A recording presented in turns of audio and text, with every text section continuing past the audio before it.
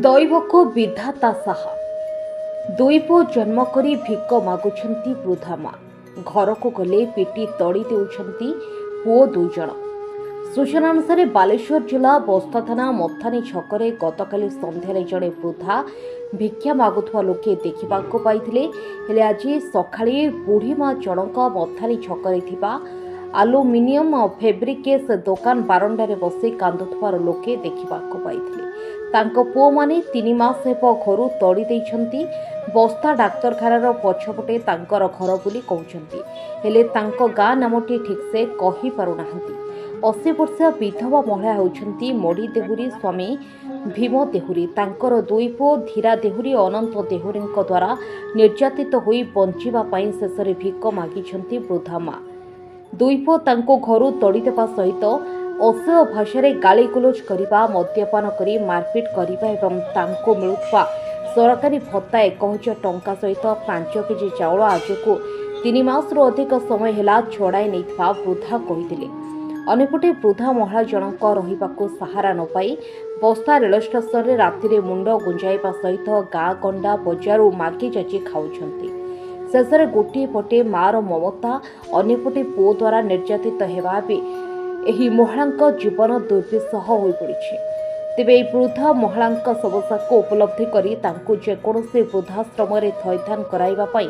अंचलवासी प्रशासन और सामाजिक संगठन मानकु निवेदन करिसेंती। बालेश्वर जिला बस्तारू राजेश गिरी का रिपोर्ट महिमा टीवी।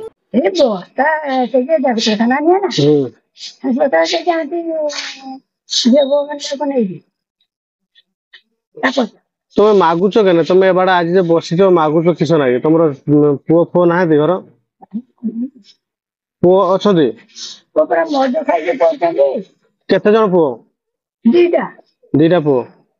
तुमको घर रखुना आउ तुम भत्ता पैसा पाओ भत्ता पाउछ भत्ता पाउछलो चाउल पाऊ भत्ता काटा नहीं के नहीं थी धीरा नहीं थी देख भत्ता किए उठू सी उठू ना तमे उठ केत मास हला नेलन छमने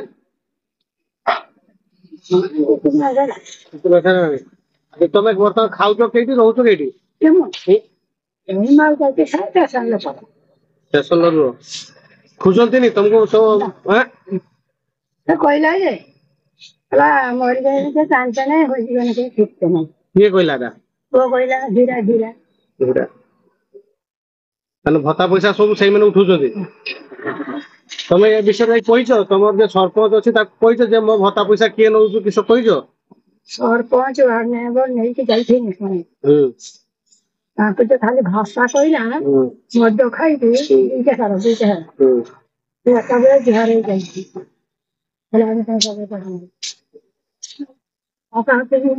कहलन भत्ता पैसा से नहीं नउଛନ୍ତି तमे सरपंच कहलन जे भत्ता पैसा मु नेमी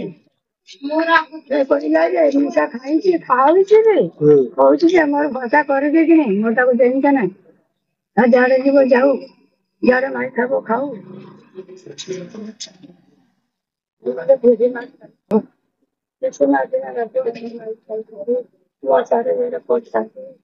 केते तुम बयस केते लानी तबे अनुमान केते हेते होय अनुमान कर मुझे जानी तुम घर पाखर घर पाख जाओ रुह के घर को जाओनी यार मागी जाती यार रहिलो स्टेशन रुह केत मास हला यार रहिलो स्टेशन लगे